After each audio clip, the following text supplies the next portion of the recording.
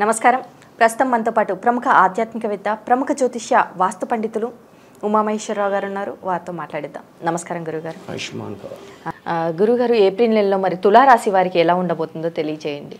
సర్వమంగళ మాంగళ్యే శివే సర్వార్థ సాధకే శరణ్యే త్రయంబకీ దేవి నారాయణీ నమోస్తుతే. ఓం గం గణపతియే నమః. ఓం శ్రీ గురుభ్యో నమః. తులారాశి కథ కాలం కాడి నుంచి ఈ తులారాశి గురించి మంచిగానే మనం చెప్పుకుంటున్నాం. అయితే ఈ తులారాశి వారికి ఈ యొక్క సంవత్సర కాలంలో ఉపయోగకరమైన ఏ రకంగా ఉన్నాయి, అపయోగకరమైన పరిస్థితులు ఏ రకంగా వస్తున్నది అని తెలుసుకునే ముందు, తులారాశి యందు ఏ గ్రహ దృష్టి ఉందంటే బుధ గురులు దృష్టి ఉంది. గురు దృష్టి ఎప్పుడైతే తులారాశి మీద పడిందో శుభయోగాన్ని పొందుతారు. కానీ పంచమ క్షేత్రమైన కుంభరాశిలోని శనికుజులు ఉన్నారు. ఈ యొక్క శనికుజులు ఇద్దరి మధ్యన పచ్చగడ్డేస్తే బొగ్గుమని మండుద్ది, అంతటి శత్రుత్వం. పంచమ స్థానం అనగానే ఏమైంది? తులారాశి వారికి సంతాన స్థానం అయింది. పంచమం అనగానే సంతాన స్థానం అయింది. సంతానం ఈ పిల్లలతో కొన్ని ఇబ్బందికరమైన స్థితులు ఈ తులారాశి వారు పొందుతున్నారు. సరే, పిల్లలకు ఇబ్బంది వచ్చిందంటే తల్లిదండ్రులకు ఇబ్బంది వస్తుంది. వాళ్ళకి తల్లిదండ్రుల ఆలోచన వాళ్ళ పిల్లల కంటే గొప్పగా ఏమీ ఆలోచించారు, ముందు పిల్లల గురించి ఆలోచిస్తారు. అటువంటిది కొంచెం ఇబ్బందికరమైన స్థితికి వెళితే ఎలాగా? అటువంటి పరిహారాల గురించి కొన్ని తర్వాత చెప్పుకుందాము. ముఖ్యంగా ఈ తులారాశిలో ఉన్న వివాహం కానివారు, అలాగే ఉద్యోగం లేనివారు, ఉద్యోగం రాలేదు, ఎన్నో ప్రయత్నాలు చేశారు, రాలేదు. వివాహం కానివారు, ఎన్నో రకరకాల సంబంధాలు వస్తున్నాయి, అమ్మాయికి సంబంధాలు వస్తున్నాయి, చేయలేకపోతున్నాం, వాళ్ళు ఏదో అడుగుతున్నారు, మేము లేకపోతున్నాం అనే పరిస్థితిలో ఉన్నవారు ఈ యొక్క సంవత్సరంలో, అంటే శుక్రమూఢమి గురుమూఢమి వెళ్ళిన తర్వాత వివాహం ఆపుదామన్నా ఆపలేరు. ఈ తులారాశి వారికి జరిగిపోద్ది. అటువంటి శుభయోగమైన ఫలితాలు వివాహం కాని వారి దగ్గర ఉంది. ఇక ఉద్యోగం లేని వారికి ఏంటి పరిస్థితి అంటే, వీరి పరిస్థితి కూడా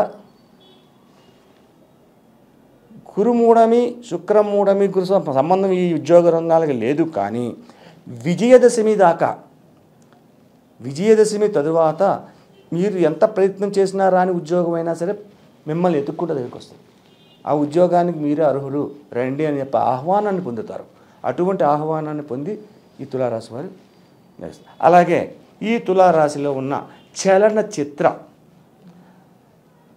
సోషల్ మీడియా ఇవన్నీ కూడా చలనచిత్రానికి వస్తుంది. నాటక రంగం, ఇటువంటి వారికి అనుకోని విధముగా పెద్ద పెద్ద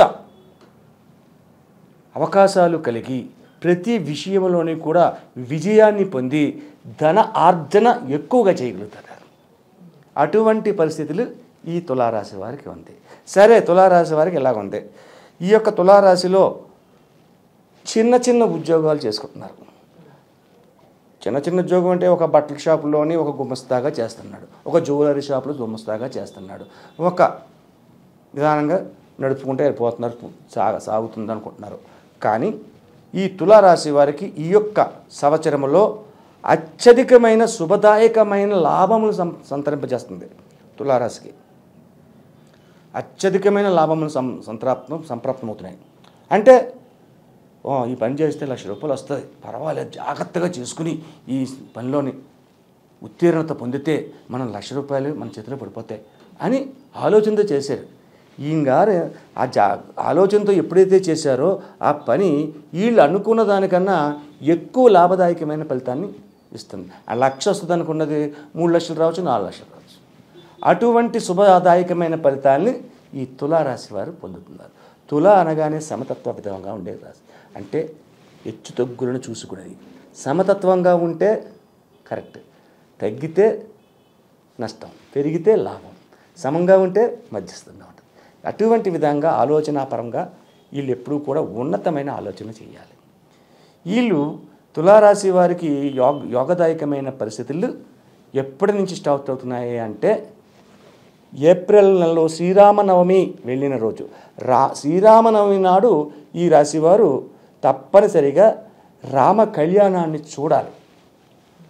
రామ కళ్యాణాన్ని రాశివారు చూడాలి, అత్యధికమైన లాభాల్ని పొందుతారు. సీతారామ కళ్యాణాన్ని చూసి వడపప్పు పానకము ఉంటుంది అక్కడ, అది సేవించాలి. వడపప్పు పానకం తాగమన్నాను కదని చెప్పేసి చెంబుడు తాగేకండి, ప్రమాదం ఇది కొద్దిగా. అటువంటి విధంగా చేసుకుంటే ఈ తులారాశి వారికి యోగదాయకమైన పరిస్థితులు ఉన్నాయి. అలాగే ఉద్యోగ రంగంలో ఉన్న వారికి కూడా, ఆల్రెడీ ఉద్యోగాలు చేస్తున్న వారికి కూడా శుభదాయకమైన ఫలితాలే పొందుతున్నారు. నష్టదాయకమైన ఫలితాలు ఈ యొక్క తులారాశికి ఏమీ లేదు. కానీ పంచమ స్థానమయందు ఉన్న బిడ్డల విషయంలో అత్యధిక జాగరూకతని పాటించాలి. ఎట్టి పరిస్థితుల్లోని వారికి కావలసినవి అన్నీ వాళ్ళు కోరారు కదా మనం ఇచ్చేద్దాం, వీళ్ళు అడిగారు కదా మనం చేద్దాం, మన బాధ్యతే కదా అనుకోవద్దు. వారి విషయంలో జాగరూకతను తీసుకోవాలి. ముఖ్యంగా శని కుజులు యొక్క విధానము కరెక్ట్ కాదు. మరి ఈ రాశి వారు చేసుకోవాల్సిన పరిహారాలు ఏంటంటారు? ఈ తులారాశి వారు చేయవలసిన పరిహారములు ఏంటంటే, దగ్గరలో ఉన్న చెరువు దగ్గరికి వెళ్ళండి. ఆ చెరువులో తాబేలు ఉండాలి. తాబేలుని పట్టుకోండి. కొంతమంది ఇళ్ళలో తాబేళ్ళు కూడా పెంచుతారు. ఆ తాబేలు దగ్గరికి వెళ్ళండి. లేత గోంగూర తీసుకెళ్ళండి. ఆ గోంగూరను తాబేలికి పెట్టండి. మనకు హైదరాబాద్లో తాబేళ్ళు ఎక్కడ ఉంటాయండి అని అడగచ్చు. ఇక్కడ చాలా చెరువులు ఉన్నాయి, కొంచెం పెద్ద పెద్ద. ఆ చెరువుల్లో తాబేళ్ళు ఉన్నాయి. అలా కాకుండా లలిత కళాతోరణం అని చెప్పేసి ఉంది ఇక్కడ, అక్కడ అందులో కూడా తాబేళ్ళు ఉన్నాయి. ఇక్కడ వేరే విధంగా ప్రతి చోట నాకు కనపడ్డాయి, చూశాను. ఆ తాంబేలు కంటే డైరెక్ట్ భగవంతుడికి భక్తుడికి మధ్యన పూజారి ఉంటాడు. ఇక్కడ నేను చెప్పే రెమెడీ డైరెక్ట్ భగవంతుడికి చెప్తున్నాను, పూజారి లేడు ఇక్కడ. పూజారి లేకుండా మనమే భగవంతుని డైరెక్ట్ చేస్తున్నాం. కాబట్టి తాబేలుకి ఎప్పుడైతే ఈ గోంగూరని పెడతారో ప్రతి శనివారం వెళ్ళండి. 11 శనివారాలు పెట్టండి చాలు. సంవత్సరంలో 11 శనివారాలు పెట్టండి. ఎప్పుడైనా మళ్ళీ మీకు ఇబ్బందికరమైన పరిస్థితి వచ్చింది ఎక్కడైనా అనుకుంటే మళ్ళీ వెళ్ళి తాబేలుకి గోంగూర పెట్టండి. ఎప్పుడైతే గోంగూర పెట్టారో ఆ యొక్క తాబేలు వల్ల ఈ తులారాశికి సంప్రాప్తమవుతున్న ఆర్థికపరమైన ఇబ్బందులు కానీ, అలాగే బిడ్డల యందు కలుగుతున్న గొడవలు కానీ ఇటువంటివి తొలగుతాయి.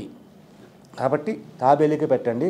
అలాగే తులారాశికి ఆధిపత్యాన్ని వహించిన వాడు శుక్రుడు కాబట్టి శుక్ర విధానంగా చేసుకోవాలంటే శివతత్వ విధానాన్ని తీసుకోవాలి. శివునికి అభిషేకములు సోమవారం 12 వారాలు చేయించాలి. సోమవారం 12 వారాలు చేయించాలి. 12 వారాలు శివుడికి అభిషేకం చేయించండి. అభిషేకం చేసినప్పుడు పచ్చకర్పూరాన్ని తప్పనిసరిగా వాడండి. పచ్చకర్పూరం జలం పోయండి, అభిషేకాన్ని చేయమనండి. ఈ రకంగా చేస్తే తులారాశి వారికి వస్తున్న ఆర్థిక ఇబ్బందులు కానీ, లేదంటే సంసార జీవితంలో కలుగుతున్న పరిస్థితులు కానీ, సంతానానికి వల్ల ఇబ్బందికరమైన పరిస్థితులు కానీ ఇవన్నీ తొలగి ఆనందకరమైన జీవితాన్ని పొందుతారన్నది తథ్యం. మరి అలాగే ఈ రాశి వారికి అదృష్ట సంఖ్య కావచ్చు, అదృష్ట రంగు కావచ్చు, ఏదై ఉంటుంది? ఈ రాశి వారికి అదృష్ట సంఖ్య 8, 6, 8, 6, 5, 5, 6, 8 అదృష్ట సంఖ్యలుగా చెప్పబడుతుంది. ఎక్కువగా అదృష్ట రంగు అంటే తెలుపు, నీలం, నలుపు, ఆకుపచ్చ, ఇవన్నీ అదృష్ట రంగులుగా వస్తుంది. ఎక్కువగా తెలుపు తీసుకోండి.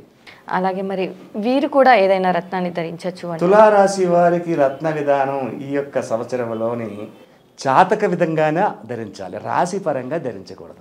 ఎందుకంటే గురు దృష్టి, బుధ దృష్టి తులారాశి మీద ఉంది కాబట్టి లగ్న విధానాన్ని బట్టి రత్నధారణ చేయాల్సి వస్తుంది తులారాశి వారు. అంతేగాని వజ్రం, శుక్రుడు అధిపతి కాబట్టి వజ్రం పెట్టేసుకుంటాను. వజ్రం ఉన్నప్పుడు వీరి యొక్క జన్మస్థానం యందు ఎలాగుందో తెలుసుకోవాలి, జన్మకుండల యందు.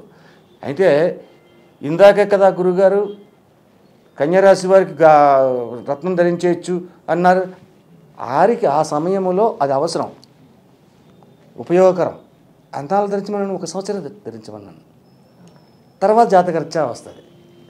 ఇక్కడ అలా కాదు. ఈ తులారాశి వారికి బాగుంది. బాగున్నదప్పుడు ఏదో పడుకున్న వాళ్ళు కొట్టించినట్టు ఉంటుంది రత్నధారణ అంటే. రత్నాన్ని ధరించాలంటే జాతక విధానాన్ని పరిశీలన చేసుకుని ధరించుకోవడం మంచిది. ఈ యొక్క తులారాశి వారికి ప్రస్తుత కాలంలో గోంగూర పెట్టండి, దావెలకి శివాభిషేకాలు చేయించండి, ఇంకేం కాదు. అన్ని అనుకూలవంతమైన పరిస్థితుల్లో ఉన్నాయి. అలాగే గురుగారు, తులారాశి వారికి ఏప్రిల్ నెలలో ఎలా ఉండబోతుంది, అలాగే వీరు చేసుకోవాల్సిన పరిహారం ఏంటి, తాబేలుకు గోంగూరను పెట్టడం వల్ల ఎలాంటి ఫలితాలు కలుగుతాయి, అలాగే శివుణ్ణి ఆరాధించడం వల్ల ఎలాంటి ఫలితాలు కలుగుతాయి అనేసి చాలా చక్కగా వివరించారు. ధన్యవాదములు. ఆయుష్మాన్ భవ.